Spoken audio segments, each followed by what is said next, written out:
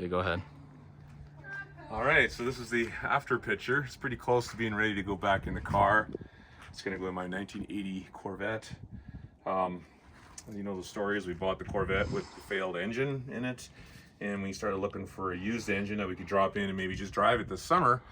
And we found this, came out of a 1980 one-ton cab chassis, like a van chassis motorhome. And as luck would have it, it had a 400 cubic inch engine in there. So that's what this is. So that was 10 days ago we pulled this out of the motorhome. I think it was 10 days ago 10 days we pulled ago, this out of the motorhome. Maybe flash to the picture of how dirty and gross I'll that show engine it. was. This is the same engine, I swear. I spent You'd never know. You'd never know. a fair bit of time degreasing everything and cleaning it up. My supplier, I like to call him my drug supplier, my buddy Doug there, he sold me this Edelbrock intake manifold. He sold me this Edelbrock air cleaner with a K&N air filter here. We're gonna wash that up. It needs to be washed, the filter. And I ordered these online. Yeah. Resealed everything, new crank seals front and back, new oil pan. I just put that on oil pan seal.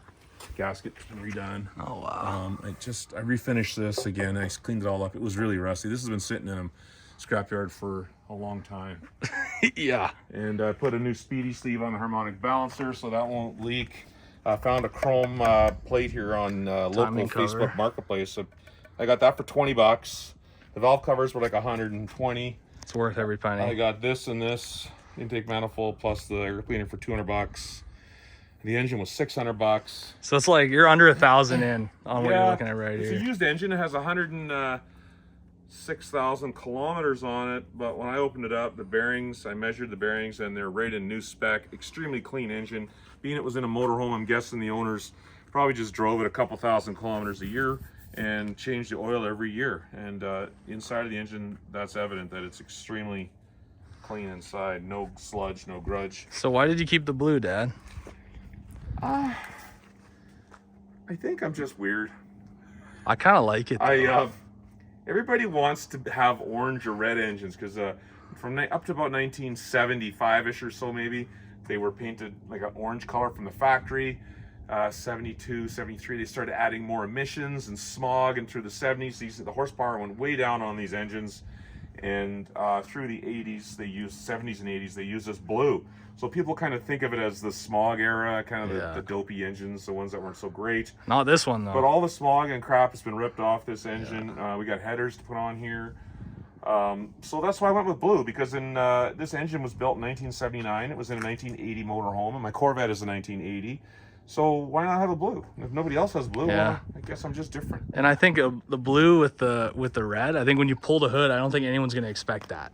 Like, oh, the motor's blue? Yeah, it's blue. You can see it. It's fairly cramped in there. So these things made about, I think, 210 to 220 horsepower. They put them in their big trucks, 1 tons and 3/4 ton trucks. The big Blazers and stuff had them. Yeah, I think, they did. As an option as a 6.6 liter or 400 cubic inch. Lower compression, just they were designed that way to meet emissions. So this year with the headers and the manifold and the air filter, you know, we're not really trying to make a ton of horsepower, but I wouldn't be surprised if we've added 25 to 35 horsepower, maybe in that range. Yeah, we'll have to see. It's hard to know for sure. But my goal is to put heads on it, aluminum, high volume heads, modern heads. So what are you thinking about with the fuel? With the fuel? With the carburetor. Are you going to keep the one that you've got there? Because that's the one. That's not the one that came on the motor, right? That's the one that came on your Corvette. Yeah, the one that came on the RV engine is the exact same carburetor. I looked them up. They're the same.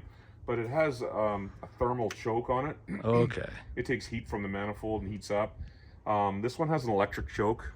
That's I'm nice. Gonna try that. I don't know that's a lot nice. about it, but I'm gonna go with an electric choke. I gotta clean it still. It's so just mocked up. It's sitting on there, but that's the car that was on the. It's rated for 750 CFM. So that's 4-barrel. And that's a Quadrajet 4-barrel. Yeah, but the time I put heads on this and a cam, pretty easy to make 400 horsepower out of this engine, they say. So. But you know what? We need to see what it's like in its stock form. So. The other thing is 400 horsepower in a car that has absolutely no anti-brakes. And no ABS, steering no assist, traction no control. cruise control assist. It has power steering though. It had power steering, but it doesn't have all the modern features like today's 400 horsepower engine. So if you go absolutely, you know, crazy on the throttle, it's just going to do what you tell it to do. It's not going to hold back. Yeah. There's nothing holding you back except for fear and common sense. Yeah. So hopefully we're not going to get too crazy and wild once. I don't think so. This thing hits 400 horse. It'll be fun. I mean, it's got wide tires on it. I mean, It'll you break know. those tires like, You think so? oh yeah, just like that. Well, I guess we'll see. All right, thanks for the update, Dad. Wow, that looks amazing.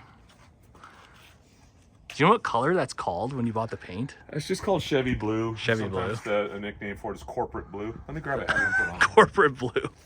All right, let's see, because he's got these painted, these 4-to-1 headers here. These are gonna sound insane. But you know what though, Dad? They're not equal length headers, eh? So they might sound kind of interesting. No, But they're gonna be great. no, like I think they're gonna sound good. The reason they're designed this way because everything's so tight in there. I don't have a lot of room. I don't Yeah. want. These are considered long headers. They're not short headers. Yeah. But they're not equal. truck headers. They're Truck not equal headers are length. different. That's the only thing.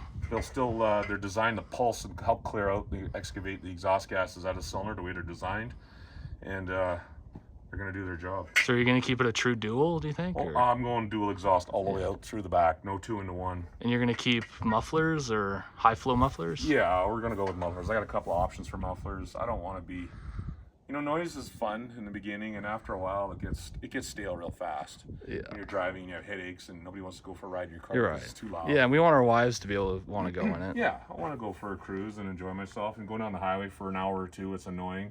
I've been there with a Harley that I used to have, and I don't know, it's okay, but then it gets old.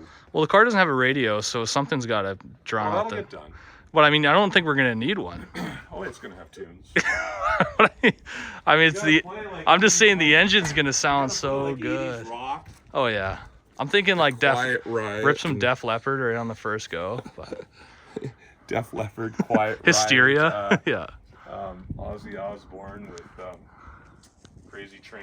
Yeah, well, that would rip on this. All right, and Hot for Teacher, of course. I think so. Yeah. All right, thanks for the check-in, Dad.